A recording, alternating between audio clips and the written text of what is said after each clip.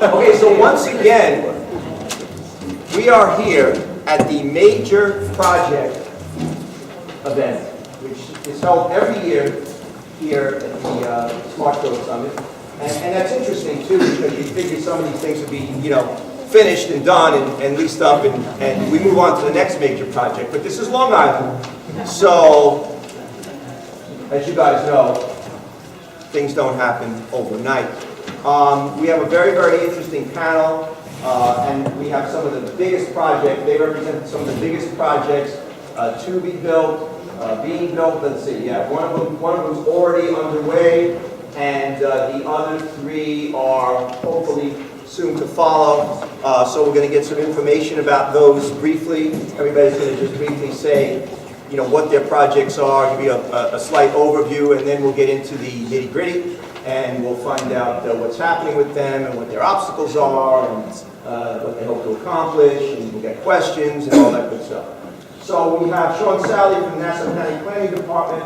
He's going to be talking about the hub, which is the property around the Coliseum, the Nassau Coliseum, which is in the process of getting looked at, getting reviewed.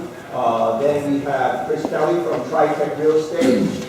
They have several projects ongoing on Long Island, but probably we'll talk about the Ronkonkoma Hub, which is the only one of these projects that's actually underway, under construction right now. We have David Wolkoff from Bartlett Town Square, who has a wonderful project also under construction called 5 Points in Long Island City, which is very convenient. He's got some kind of big employer I heard was coming in. Like that. And we got John Cameron from Cameron Engineering and Associates. He actually walked here from his office, which is just down the road in Woodbury. And John's going to be talking about the other Ronkonkoma project, which you may or may not know about. It's on the south side of the tracks. And it's very, very interesting and has a lot of components to it. So we're actually going to start with John. And everybody's going to give a brief overview of what's up, and then we'll get into it. Thanks, Dave. Okay. Many of you may know a little bit about the project. Probably some of you have been reading the papers and have a lot of misinformation about the project. But I'd like to clear some of that up. Tell you a little bit about the process. I will be brief. Tell you about what the project that was envisioned, what was proposed to the county and the town and the Civic Association, and where we stand right now.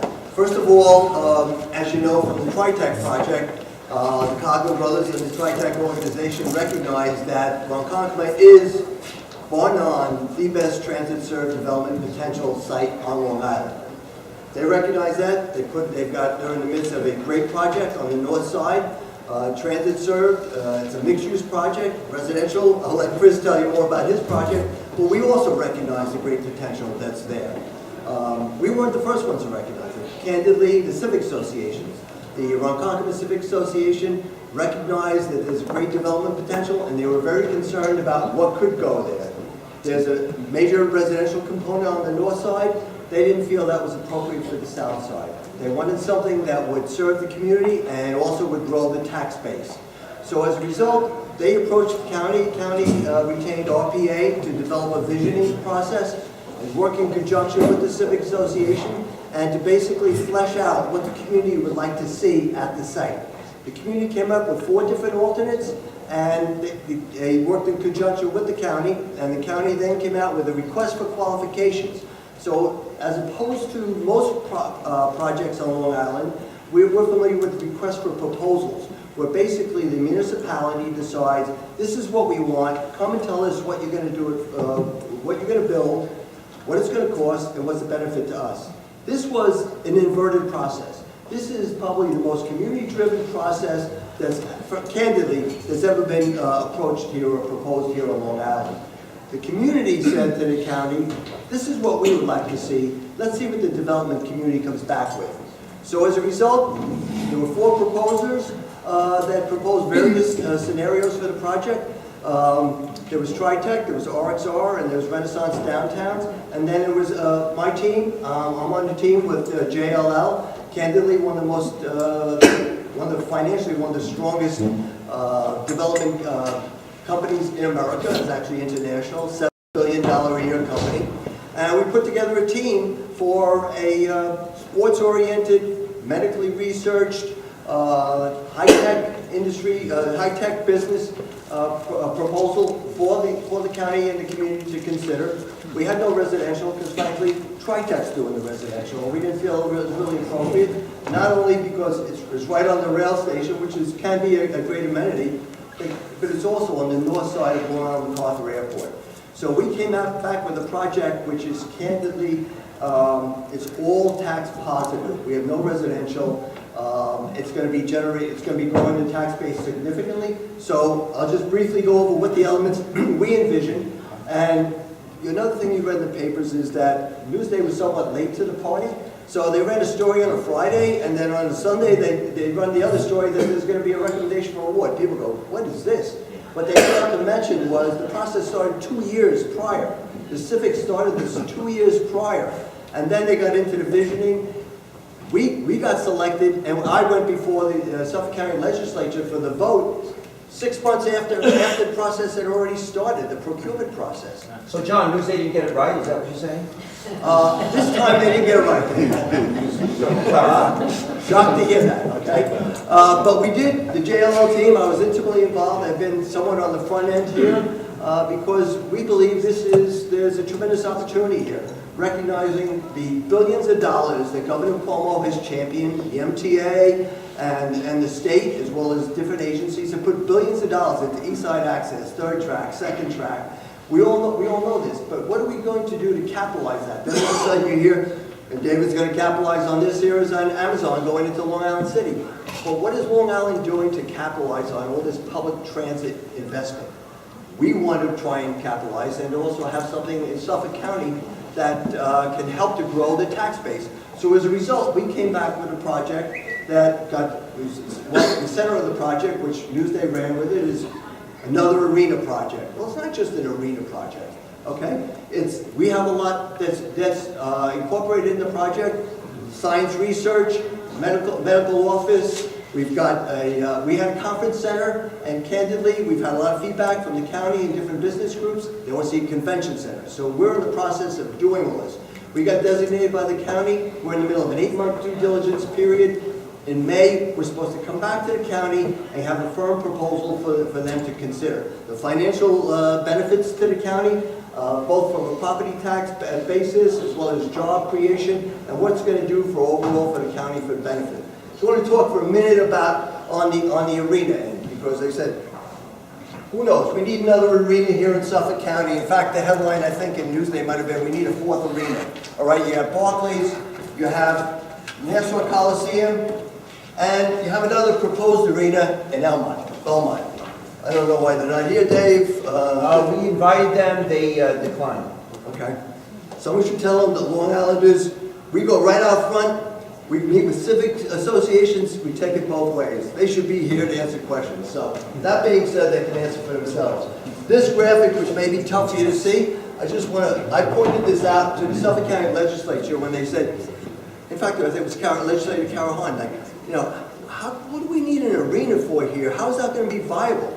So I pointed out to her, I said, first of all, we in Nassau County and Suffolk County always sell ourselves short. Together as a region, we have a $200 billion a year gross domestic product that is candidly greater than 17 states.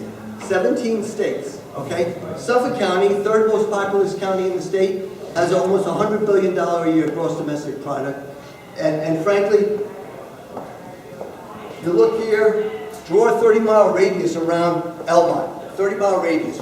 Within 30 miles, there's a dozen existing, or once the soccer stadium gets built in the Bronx, it's going to be a dozen major arenas with 350,000 seats in capacity. A 30-mile radius around Belmont, okay? Draw a 30-mile radius around the centroid of Long Island, which is Ronkonkoma, a 30-mile radius. There are 0 arenas with 0 seating capacity. So what I said to the Suffolk County Legislature, guys, really, 0? 0. 1.5 million people, you got $100 billion GDP, and Suffolk County doesn't deserve a major arena? So what we're doing is we're doing due diligence, we're looking at the economics, JLL is running, we've got on the team also here, we have Spectra, which is a subsidiary of Spectra Corp, Spectrum, Global Corp Spectrum, which is a $60 billion a year company, okay? They own the Philadelphia Flyers, they own the Wells Fargo Arena. They operate dozens and dozens of arenas and convention centers around the country. They're on the team, they're vetting that. We have architects out of Kansas City, we've got a major sports program consultants looking at the viability of different arenas, etc. What's actually bubbled up, I'll give you just a little flash on it, is that it turns out that a minor league soccer stadium is like a very, very strong possibility here. So we're looking at that in conjunction with a possible arena. What you should recognize, we're not talking about running concurrent events. We're in the midst of a traffic study right now. As part of this 8-month due diligence, we've done traffic counts at 58 different intersections, 56 signalized and 2 unsignalized intersections. The most comprehensive traffic study that's being done on Long Island. We're looking at it, we're looking at the worst case condition, which would be a 17,000 seat arena coming in at after rush hour. That's worst case. We're studying that, and we're also looking at the other various uses. I'm ready for questions later on, but I just want you to know that financially, we're prepared, JLL is prepared to move this project forward, whether it's a small arena, 7,500 or 8,000 seats, or a large arena. A large arena, candidly, will be dependent upon getting a major league franchise. If we don't have that, it's probably a small arena. But we are going to have major science research. Stay tuned on that. There's a lot of progress been made, so we're very optimistic. It'll be a great project for Suffolk County. Thank you. Thank you, John. One of the things to note about the project that John's associated with is that it's still very much in flux, and it's not set in stone. So, again, without an anchor tenant, without a professional anchor tenant, it's very possible there won't be an arena there. Could be a convention center, and everybody's been asking for a real convention center on Long Island for a very long time. I know when I used to travel for business, I would go to the Las Vegas convention centers and the Orlando convention centers. Anybody who's gone to some of those convention centers, which are not too far from the airport, you know, short drive, and they do well. They have a couple of hotels. They all do well. This is right at the friggin' airport and the Long Island Railroad. So you have a very good spot to put a convention center, and their medical research is pretty far out. Let's just stick with Ronkonkoma, and I'm going to go with Chris because since we're on I was going to go in order, but since we're on Ronkonkoma, let's just hear from Chris on what's happening with the Ronkonkoma. I'll go on what this it side, is and so what that way everybody can stretch to the next, I guess, right? Our project is a little further along. I think we started in 2011 was when we responded to the RFEI and negotiated our master development agreement in 2012. 2017, we got phase 1 under construction. Phase 1 is 489 units. It's on the easternmost side of the site. It's in 6 buildings, different housing types. So you have the one that's furthest along. It's like a 2-over-2 townhome apartment building, which is a new product for us, and we think that's pretty exciting. We should be moving into pre-leasing in March and begin leasing right around the end of April in May. Just a word on your project. We're really excited about the complementary uses. We're really excited for not just Ronkonkoma, but all of Long Island. And I was telling you this earlier. So we are starting a project in Lindenhurst in January of next year. And it's sort of our feeling that... right next to the train station, right? Yeah, right next to the train station. So one of our first public hearings, there was a woman there from Canada. And she said, my family comes to visit me, they fly into JFK, they take the train to Ronkonkoma, and they're embarrassed.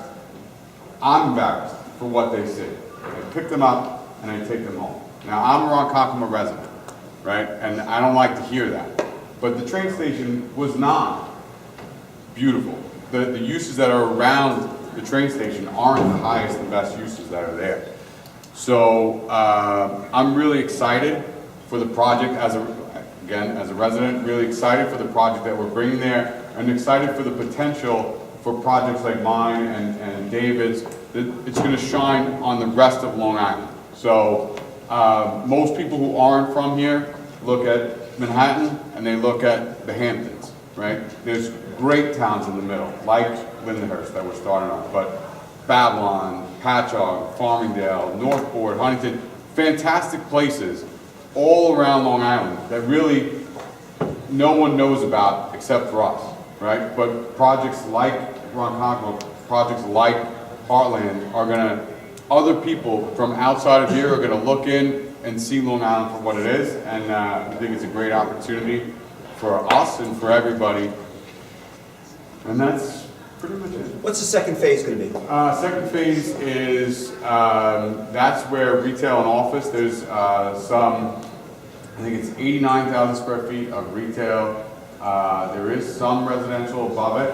And I'm not entirely sure of the total office space in that. I think it's, we haven't filed a site plan for that yet. So it's still in a little bit of flux, and there's a piece of MTA land and how that works out, so. Okay. And of course, Chris can attest, you need the multifamily first. And the reason you need the multifamily first, because it's chicken and the egg type thing, is a couple of reasons. One, you need the feet on the street, but two, you need the financing. And the financing is much easier to get, as everybody's done, Right. is much easier to get for a multifamily rental project right now than it is for spec retail, spec office, that type of thing. So unless you have anchor tenants or end users already ready, the money for multifamily and rentals is there, it's available, so that's why you start with that. Plus you want people there before you build stores, because who's gonna shop at the stores and work in the offices? I'm gonna just go to David right now. David has a very exciting project, which I'm sure you've been hearing about for the last 2 decades almost. I think his dad bought the land in 2001 or 2, and they've been trying to get this done for a while. So if you just want to give us a brief overview of what Heartland is and where it's at, what the first phase should be bringing us. Sure. Which is approved by the town. It is, right, I was gonna get to that. So, I slipped, no, it's all right. Heartland Town Square, 450 acres, smart growth, transit-oriented development, because we're on the Deer Park train station. Like the others, it's very important that we, on Long Island, give our residents other ways to see how to travel and get them out of their cars. So we believe the density is going to help them do that. So we have 9,000 housing units, 3 million square feet, 3 million square feet of office, and 1 million square feet of retail. And it's only been 15 years, but we did get the first phase, part of the first phase, approved by ISLIP earlier this year. I think it was earlier this year. I can't even keep track of time. 15 years, but and that's roughly. I don't know these. I should know because it's my project, but it's roughly 1,500 units, about 200,000 square feet of retail, and a 200,000 square foot office building. And the reason why, David said it is easier to finance multi-family housing right now, and especially given that Amazon is right around the corner, and I believe that's. We'll talk about that later, is actually going to help our region as well, both Nassau and Suffolk counties. But the way we look at it is, we know that we can actually build multifamily housing right away and start generating a lot of revenue. But that's not what Long Island really needs. We really need, and what we're all up here for, is to show that we can do a smart growth. We need all the balances. We want that retail, we want that multifamily housing, and we want the office. We want to show that we can build those 3 legs, the work, play, and work, play, and live smart growth tenants. So, look, I think the ISIP is really, I think they did a great job. They're moving forward with this. We would have loved to have had everything approved all at one time. Certainly then from a financing perspective, it makes our life a whole lot easier. But, and that's due to how much money all this stuff takes in infrastructure. And right now we're in a little hiccup with that infrastructure. You guys have read. We'll get into it. So, but overall, we believe that, like all of us up here, It's going to do wonders for the region from putting people to work. We believe we're going to put over 20,000 people to work, both from a construction standpoint and from a permanent standpoint. And by the way, I see labor in the back, and just wanting to say that we are not against labor. We believe that they're going to be working with us hand in hand on this project, and we also have some things to iron out, but I think we're moving in the right direction.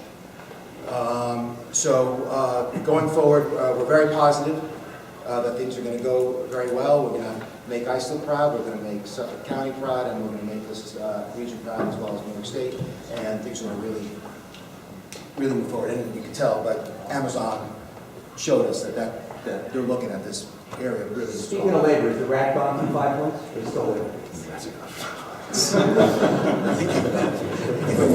Inside joke. Sean's going to briefly talk about what the proposal is for the 60 or so acres that surround the surrounding asphalt around the renovated Nassau Coliseum. Sean? Thank you, everyone, and good afternoon.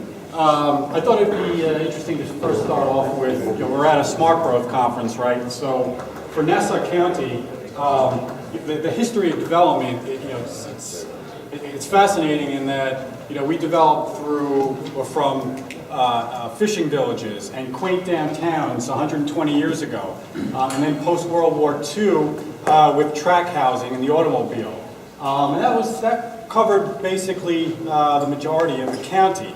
But then right in the middle of Nassau County, we had sort of this donut hole of property that was formerly Army, then Air Force and Navy, military base and airfield. And over the past 60 or so years, 50 or 60 years, we, the county, have been figuring out how to best revitalize and reinvent what that property can be. And of course, we have the Nassau Community College there, and Hofstra University, and museums, et cetera, and a beautiful Coliseum. And so the time is come now for a transformational project that's really going to see the remaining acreage of the Coliseum property be developed in a manner that benefits the county.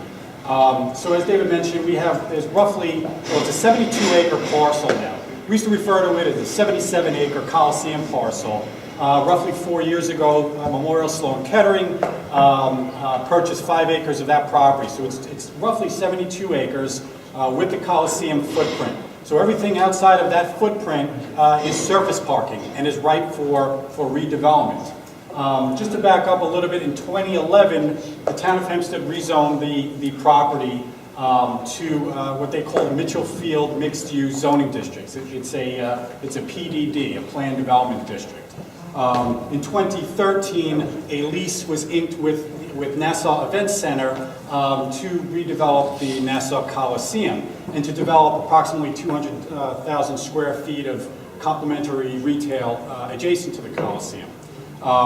Fast forward to 2018, that former retail pod is off the table now, and we're looking to work with RXR under the rights provided in the Coliseum lease to bring about a real transformational development project for that site.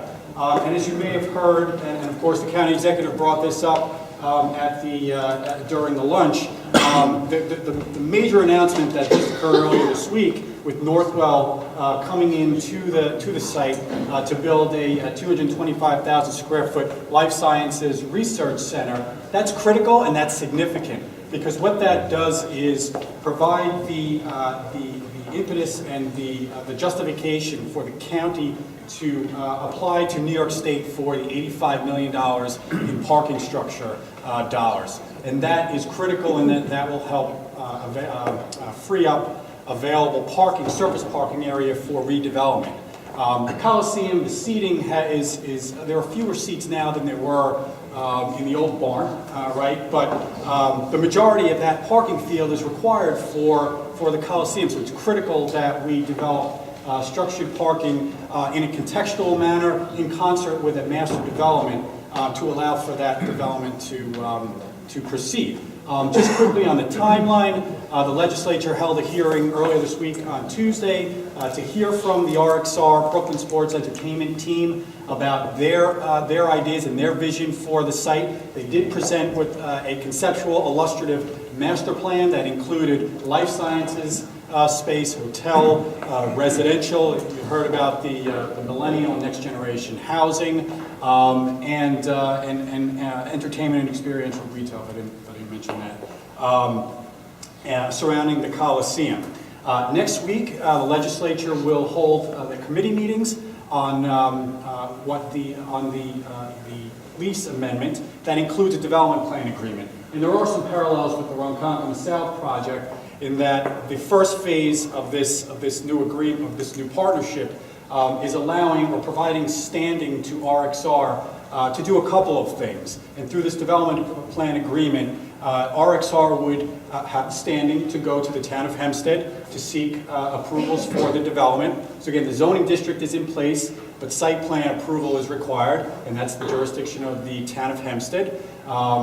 The seeker review will be conducted, and labor agreements, community benefit agreements, and then the actual disposition of land, whether that's a lease, whether that's a contract of sale. All of those elements will be, and negotiations will happen once that development plan agreement is signed.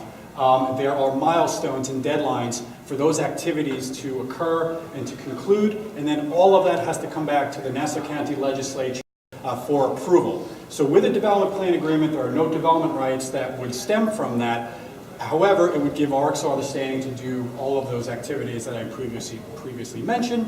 All of that comes back to the county legislature for approval, hopefully in short order and before a shovel hits the ground. But it's a very exciting project. It's a process that is real, that is transparent, and we're looking forward to getting started. Thank you. Thanks, Sean.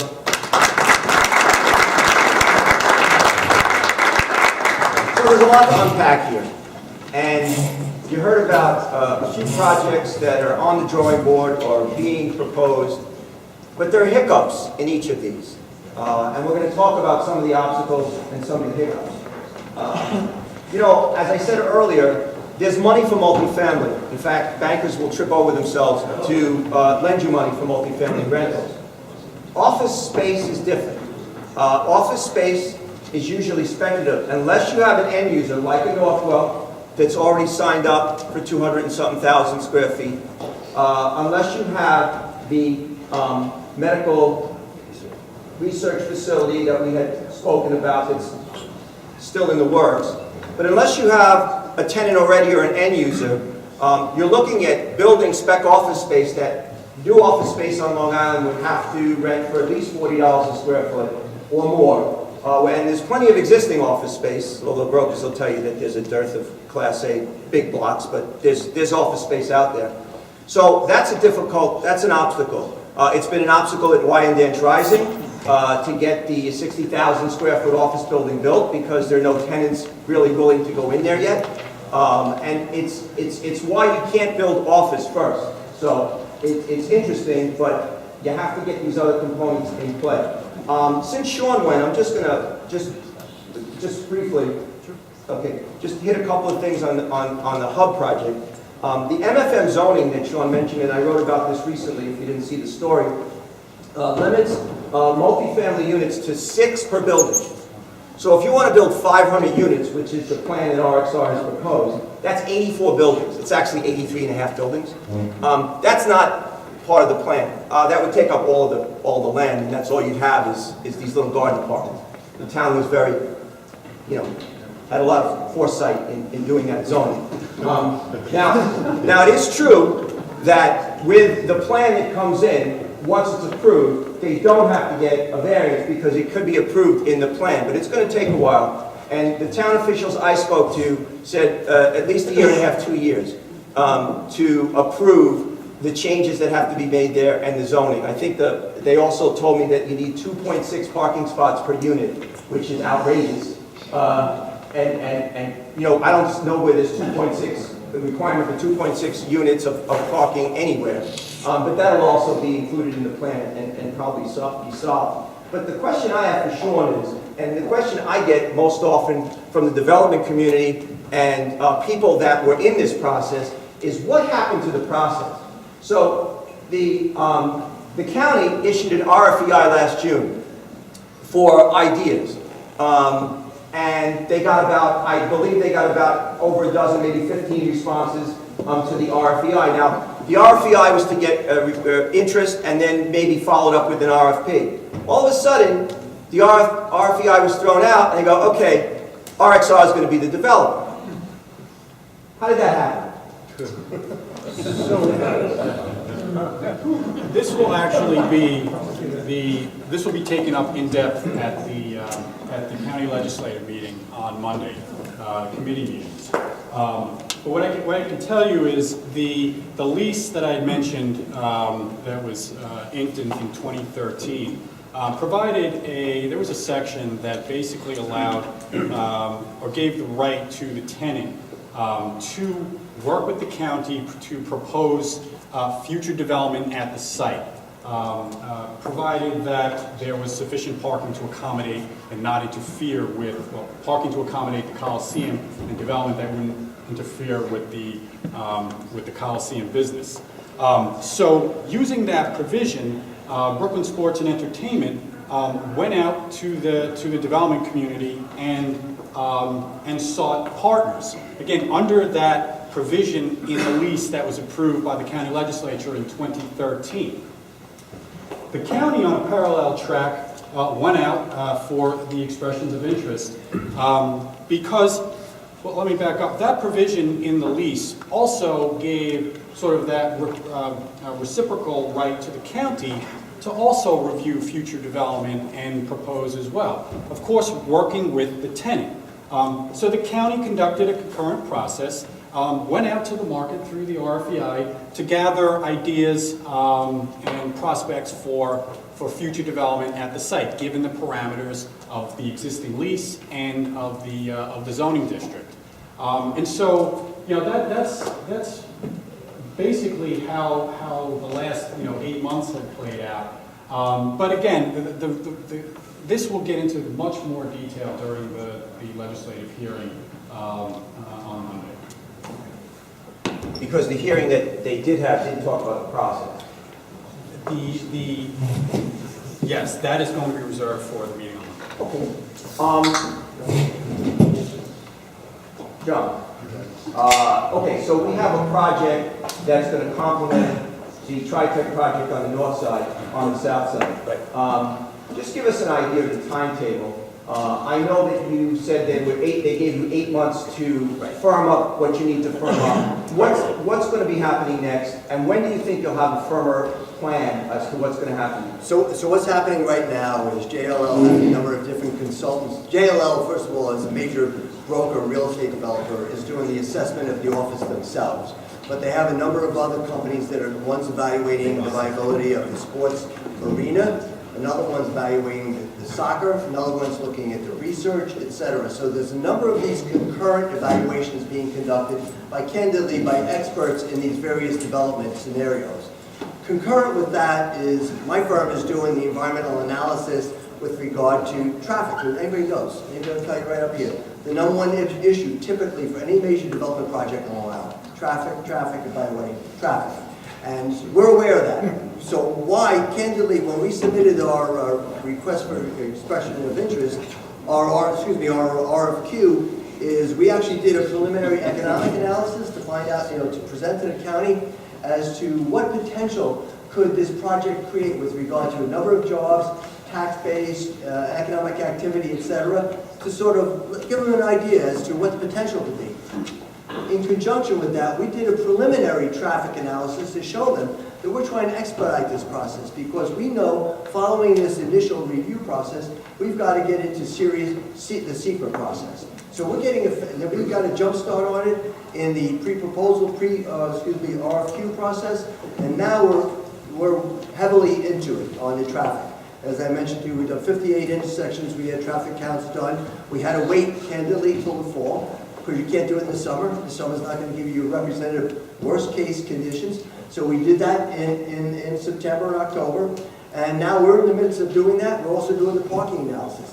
One commitment, and it's another issue that came up to us on a number of our civic meetings, and we've had a number of different civic meetings to try and apprise the various stakeholders as to what the project's about. We had a number of meetings with the Ronkonkoma Civic Association, the Lake Ronkonkoma Civic, the Holbrook Chamber of Commerce. Rich Zapolsky, one of my associates, is speaking Monday at another group's meeting, is that parking is a major issue for one of the, in Suffolk County, the major railroad station in Suffolk County. And again, with the second track is now operational, third track in 2022, and East Side Access 2022. Parking is a major issue. We've committed to the communities that we're not going to be taking away. Anybody's been to Ronkonkoma during the day, they park on the grass medians. I mean, there's just not enough parking there. So there's less than 4,000 spaces there now. We're committed to, before we take a space away, we'll create a space. In order to do that, we know with structured parking, which is a major issue for any of these development scenarios. And it was talked about earlier at another session I attended this morning where somebody said, you know, like, we charge too little for parking. A lot of people don't want to pay anything for parking. But that being said, if it's a government grant, that expedites things greatly. If the private sector has to pay for it, and it was talked about, Joe Saladino mentioned from the dais this morning, $30,000 a space. That's not a crazy number. $30,000 for a structured parking space. Where does that money come from? I believe Tritech got a grant from the state, greatly so, okay? The National Hub, okay? Dave, you're still waiting for your grant for your structured parking? He's still waiting for it. So, but without that, you're not going to get the economic activity for all the tax base. So that's a great investment, recognizing that we're confined. And you had the Long Island Index, looked at all the parking lots on Long Island, looked at the development potential. Well, the development potential isn't there if there's cars parked on it, frankly, sitting there all day long. And we know, we've looked at it, we're working on a third track, and actually when you're taking out parking spaces and parking lots, we looked at actually this company, not just, you know, Lyft or Uber, there's Via, which actually can run these shuttles, and instead of having to create structured parking or create new parking spaces, you can actually shuttle people back and forth. And we see that's really where a lot of society is going. A lot of young people don't even have cars, we know that. They'll call for an Uber, and they'll work out, we're talking about now, you can talk about driverless cars. So, point being, parking is a major issue on any of the development scenarios. So for us, that's still coming back. So we're in the middle of this analysis on traffic, on parking. Infrastructure is a key issue. Water, wastewater, electric, gas, telecom, etc. We're assessing all that. In all candor, we need to know what elements are going in here into the project and at what size. In order to say how much wastewater or water is going to be generated there, you need to know how big. We're in the middle of that now. So will you be ready in May, or will you ask for another extension? So we're going to be ready in May. I can say right now we're making good progress. Ready in May to come back with a proposal to the county. I can't tell you if every element is going to be finite at that point. The other thing is we may come back and say this project, like a lot of projects, get built in phases. It's not like you say you do it all at once. You really do phase it in. So we have to look and see where's the market. Right now, for us, the research on the medical office is sort of like moving to the front of the line just from the reaction we've got and some concrete offers. That's probably could move into first phase. On the arena, there's a lot of other things going on, whether it's going to be small arena, large arena, I can't say. But I can tell you in 8 months, we're going to have something pretty definitive for the county. Okay, so a couple of interesting things here. Some of these projects are relying on public land. And one of the good things about building on public land is you don't have to acquire the public land because the municipality, makes a deal and does a ground lease or whatever. In Tritech's around Ronkonkoma, there's some of that, but there's a lot of private land that had to be acquired. And they've had some problems with that. Early on, I know there was problems with that. Has all of the parcels that you need been acquired, or there are still some holdouts? No, well, because our project is phased, we're acquiring parcels. As you go. As we go, and also, you know, talking with everyone involved, so when we speak to them, it's sort of, you know, their needs and ours, and we try to balance those out and then acquire them that way. Okay, so there is still property within that 50 acres that needs to be acquired. Right.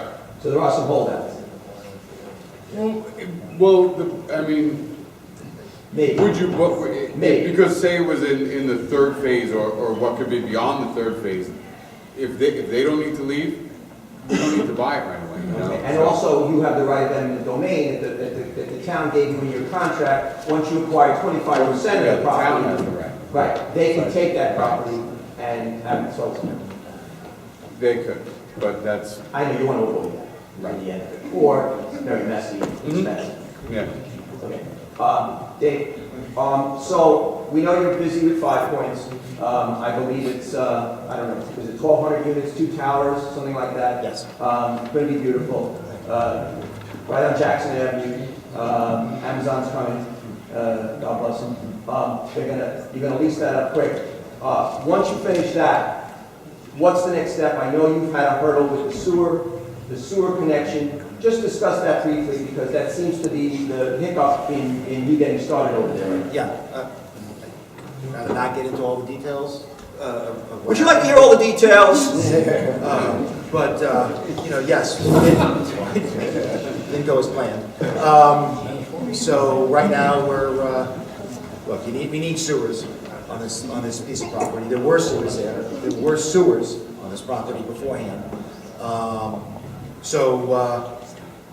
Yeah, well, I mean, look, it's 15 years, and we're very patient people, and, But what is the problem with the sewers? I've read some things, they wanted you to pay more for the hookup. it comes down to that. Pretty So much. it's more, they want a bigger Yeah, I contribution mean, from the look, development. again, the history of pretty much all these projects, the first developer in, especially very large-scale projects, as mine is,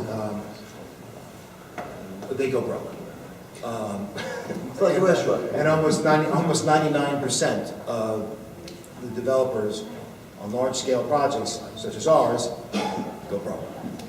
Because you have to put the building, the It's infrastructure. the infrastructure that buries the developer. The roads, the And water, normally what happens is sewers. the developer, look, everybody up here, and a lot of people in this group out here are cockeyed optimists, right?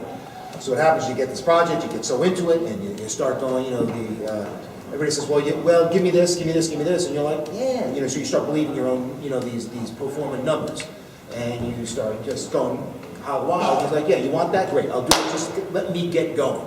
Let me get going. And usually what happens is the infrastructure, you just kind of like, yeah, I'll build it, I'll build it, I'll build it, I'll build it, I'll build it. And then when it comes time, when reality hits and you start building, and that infrastructure cost, you get that shovel in the ground, and you have no revenue coming in for a good period of time, it's suffocating, literally suffocating, and can bury a good project really fast.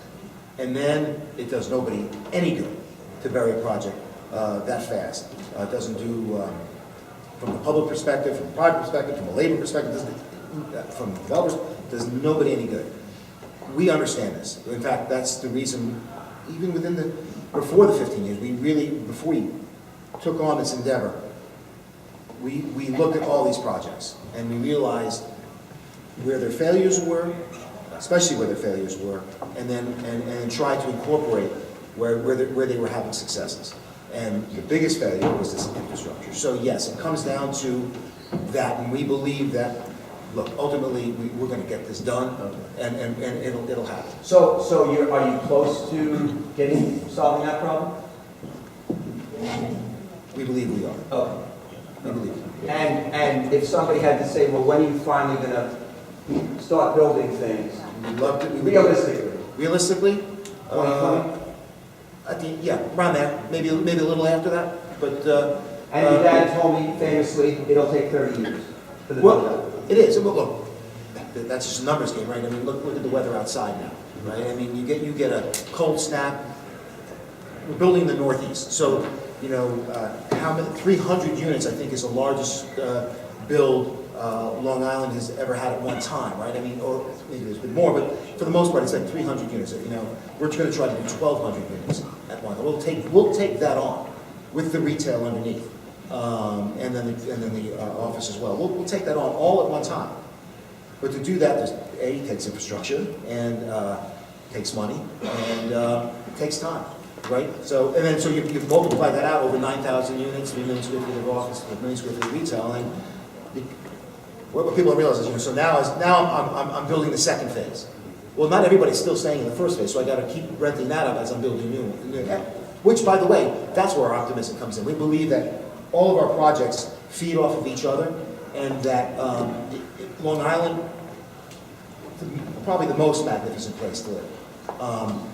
But we need to make these changes, and we got to keep the people here, and we got to keep the industry here. And one of the important things to point out here is, and I don't know if it's with all these projects, but I believe it is, you need some public subsidies. There has to be the government has to help support these projects, because you can't build parking garages at the Coliseum. The developer, they can't. Well, the numbers were there with the lighthouse, but that was when they were building, a 40-story hotel and, whatever. That would have paid for a new Coliseum, but then they would have put the bill for all that stuff. These days, again, I mentioned Wyandanch, heavily subsidized by the government, that project, heavily subsidized. Just about every project that requires parking garages, I'm sure you guys had some help, I believe, from Carpenter Hub. Right. With the sewers, I think there was a pretty big grant there, and it's just that if there's no buy-in from the public and from the government, a lot of these things aren't going to happen. Which is why I know this panel is on major development projects, but which is why a lot of smart growth happens in smaller bites, and you could see it in a lot of places. Riverhead, for example, was going to do a major project 12 years ago with a major developer from Manhattan, and they got frustrated. They couldn't acquire the properties, and then they decided, you know what, let's go one block at a time. Let's go one property at a time, which is also now happening in Hicksville.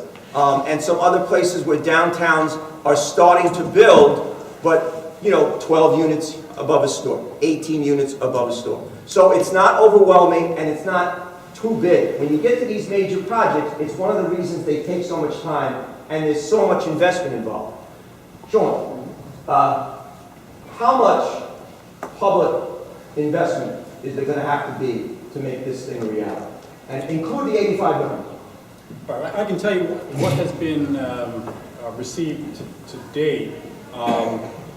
In addition to the 85 million, we had actually reached out or applied through the Consolidated Funding application with New York State for some infrastructure dollars. It's not big money, but it will help. We have $3 million for infrastructure, so relocating sewer mains, water mains, and then roadway and site transportation improvements. We have some money for the pedestrian connections to the adjacent sites.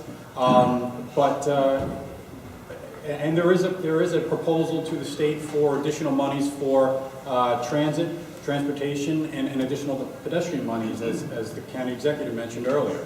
So it adds up, but as the panel has been speaking, there is a considerable amount of public funds that are needed for these types of sites that are not easily redeveloped without that type of assistance. If it's all of the easy sites have been developed, right? So this is sort of the nature of these types of properties. And of course, tomorrow's the first Islanders game back at the Coliseum in a while, and that's courtesy of the state $6 million to fix up the locker rooms and get redundancy on the ice surface and stuff like that. So your money is being well spent on bringing the hockey team back to the Coliseum. Speaking of that, and we don't have a representative from the Belmont plan here, but that's another plan that's going to have to be heavily subsidized by public dollars, because they want to put that train station back in use, and so you don't have to take a train back to Jamaica, and then wait before all the West Hempstead branch trains pass and all the other trains pass, and it takes you 2.5 hours to get from Huntington to the Belmont Park arena. So they're going to have to spend as much as $300 million, and who knows when that's going to happen, to get Long Island Railroad service, real full-time Long Island Railroad service, to that station. And we didn't even start talking about the parking garages for Belmont. And I'm sorry that those people aren't here, but there's a lot of obstacles still to come with that particular project. We talked about obstacles, we talked about hiccups. Let's talk about the positives. Yours has already happened. You're going to have people living there, probably the end of this year. Next year. I'm sorry, the end of I'm already in 2019. The end, by 2019, you're going to have people living there. What is that going to mean for the area? Because you're from Ronkonkoma. And by the way, as you said earlier, nobody knows about these areas. Right.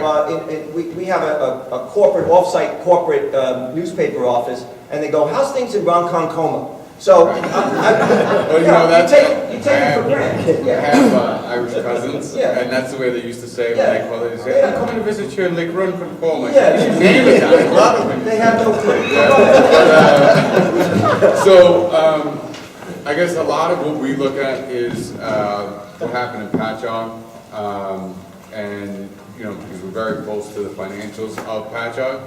So, their revitalization kind of started in 2004 with, the Copper Beach project, and they had some sewer infrastructure and stuff like that, but we invested $112 million. How much, I'm sorry? $112 million. New Village? So, yeah, New Village. Yeah, so that $112 million, the total investment in that, I guess the 2.2 square mile village, to date from that 2004 to now is $500 million. So $500 million in a 2.2 square mile village. And that includes Blue Point Brewery and the Riverwalk and the new assisted living that's right down Main Street, but also a lot of small businesses where, you know, guys put in $1 million, $1.5 million, and the meatball place and the tap room and all those great places that sort of invested money. So we think that with the investment in Ronkonkoma, it's going to have, you know, an exponentially larger effect, because this phase is $170 million, but the overall project is around $650 million. And I know, Dave, even the first phase is going to add a bunch of apartments, but 9,000 units is, I think, more than 10% of the housing in Islip currently in the entire town. And as everyone knows, we're way under rented here on Long Island. I believe we're now up to about 20% of the housing stock is rental stock. That's woefully inadequate if you look at the other suburbs of New York City, which are higher at 35%, 37%, and you look across the country in major urban areas and major suburbs, there's a lot more rental housing. Of course, you're going to turn this place and make it look like Queens. And just a brief note, I grew up in Queens, I was born in the Bronx. Property values in Queens have tripled in the last 15 years. And, by the way, they attracted some major e-commerce company to build a second headquarters. So Queens is doing pretty well. And I always laugh whenever we write something about a new development in Long Island Business News, the comments that we get on our website or on our Facebook page, oh, you're making it look like Queens, or I left Queens, so well, you didn't move far enough, is what I tell them.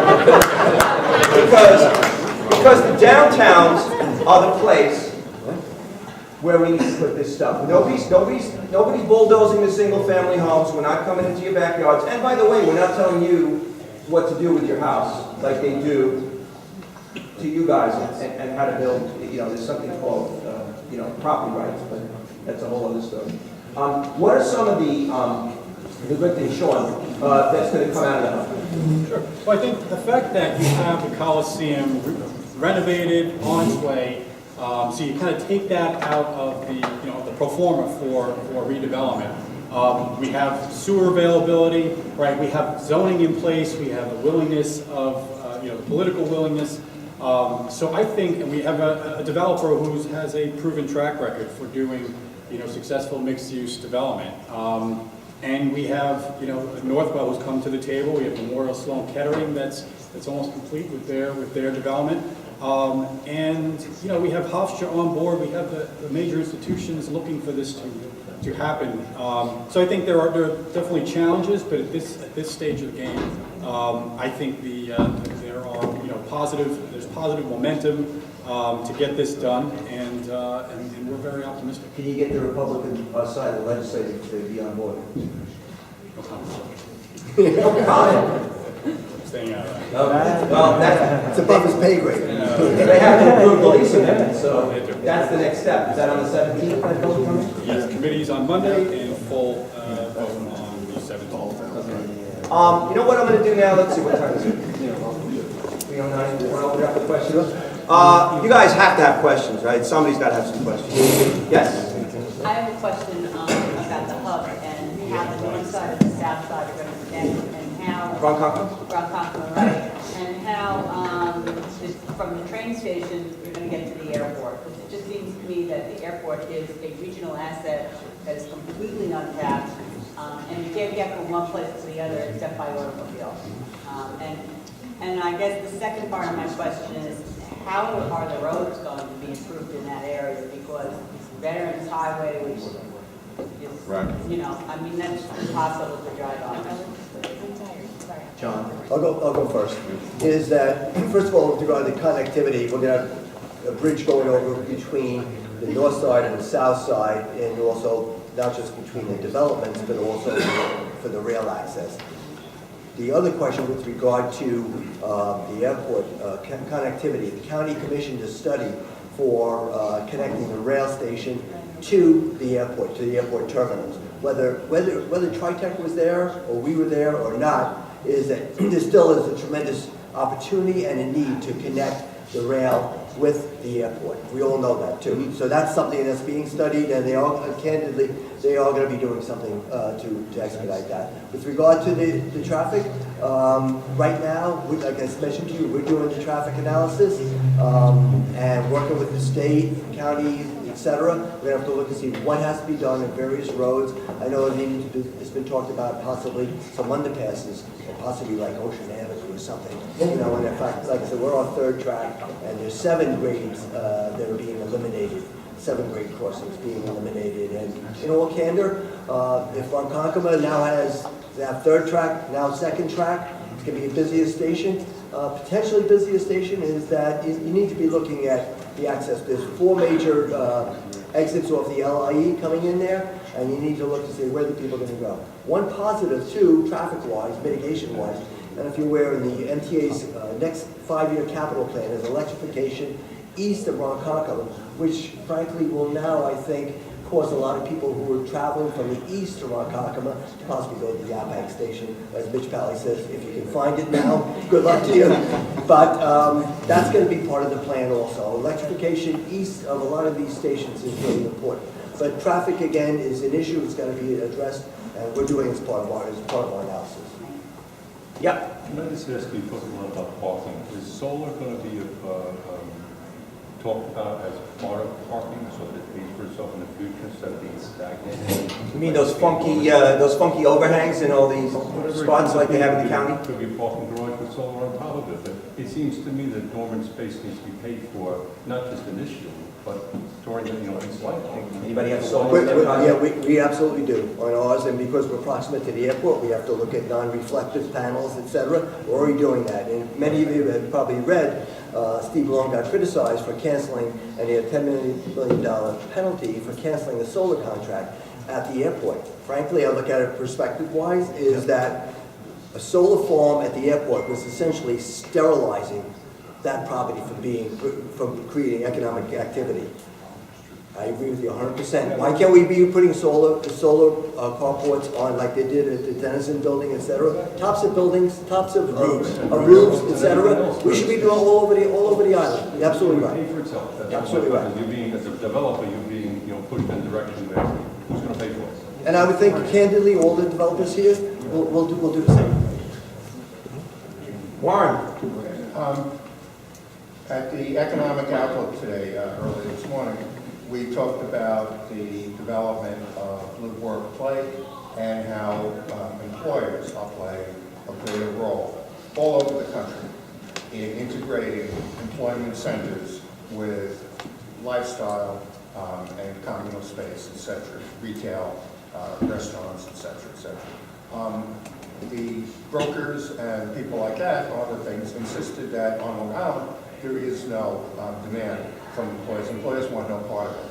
So I'm curious to hear from the developer side, do you sense that in these projects, employers, if it were possible, would be interested in setting up and everything from assembly and light assembly to back office to corporate headquarters in some of the housing, the way it goes on in urban centers all over the country? Yeah, I would definitely see, I think, I mean, you have interest, we have had interest from some employers in the office space. I think probably in a live, work, play environment, it's easier to lease up the office that, say, it's office over retail or something like that, because it's smaller spaces, and then you have, you know, you're not looking to hit a home run with like a 200,000 square foot tenant. But yeah, there's significant interest, I think, and if you look at some of our employment centers that we have on Long Island right now, they're looking to upgrade and change sort of the 1970s industrial park model into more of an active environment where people have options, because life has changed. Hauppauge Industrial Association is doing that, Warren, as you probably know. They're working on trying to get some multifamily housing within the industrial park so employees can live there. Also in Melville, the town is working on that Melville study, which would put some apartments within the 110 corridor, possibly on some of the parking lots behind like H23 or somewhere around there. So there are proposals, you know, they're working on it. I don't know how far along they are. And also, in your project, in the Hub project, you're going to have, Speaking of the Hauppauge Industrial Park, is Heartland looking at connectivity from your 1,200 residents as opposed to a few that might be put into the Hauppauge Industrial Park? 5,000 people working in the Hauppauge Industrial Park, just a couple of miles away from Heartland. Right now, the last traffic study that was done at the Hauppauge Industrial Park back in 2008 showed 1.1% of people using transit.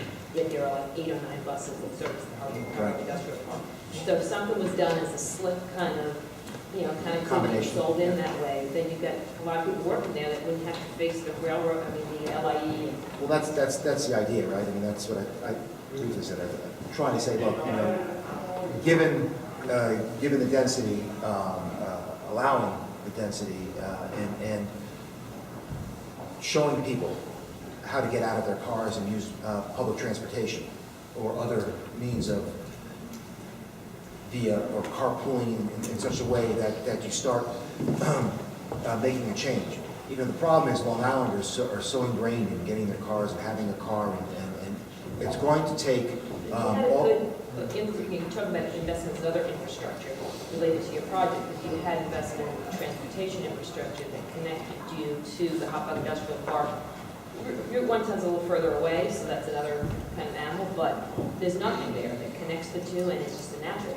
Can I say something? Because I'm not involved in the project here, getting back to David's point. That's where you have a public benefit, where you connect these major employment centers with these major residential areas here, which is really a common good. And that's really, you put the taxpayer dollars there, that's where you enable this economic activity. He can't really afford, I don't, like I said, I can speak for him, but he can't afford to do it on his own. You need public financing. Just call Andy Como, he's got plenty of dough. But there is private companies that will be willing to do that once they see the density is there, and they'll, but they'll use that, they'll capitalize off of that density, without a doubt. I'm not even approached by bus companies. Can I just say one thing also was talked about this morning too, is that where you're able to grow the tax base, you can use tax increment financing. It's It's been done in a lot of areas around the country where you can actually use the increase in tax revenues you will see over X amount of years, 10, 20 years, and you take that fund, they dedicate it into a capital improvement. So it's not like maybe government fronts the money, but they're going to be reimbursed by the increase in the tax revenues that they're going to see from this growth in the tax base. But it's gotta happen, right? I mean, we're letting you have a start and then, you know, it's just, you gotta go, right? I mean, yeah, we gotta figure out our issues, but you gotta go. And, you know, and we're really kind of there now. I mean, we're on that precipice. So, you know, Long Island's funny, right? I mean, you see all these positives. We're up here trying to give you numbers on how the positive impact, economic impacts that a lot of these projects on a smaller scale can even on a smaller scale can help Long Island. Yeah. You know, from my standpoint, right now we haven't asked for any public dollars. I don't know where we are, and if we are, we probably will at some point, maybe. But let us spend our money, let us spend our energy to help Long Island. Really, just let us do it. Let us do it. I promise you, all of us up here will do it smartly. I promise you, all of us will do it correctly. And I promise you, from an economic and from a environmental impact, we will be positive for this place. I promise you that. Do not let this island suffer. Again, we are not the Hamptons. We are not somewhere. That's not what Long Island is. And a lot of people need a lot of what we're talking about here. If we got the money back that we give the federal government, if we got our fair share back in the taxes that we give the federal government, then we might have some infrastructure dollars. Isn't it Infrastructure Week again? Isn't it? It's always Infrastructure Week, but it never kind of happens.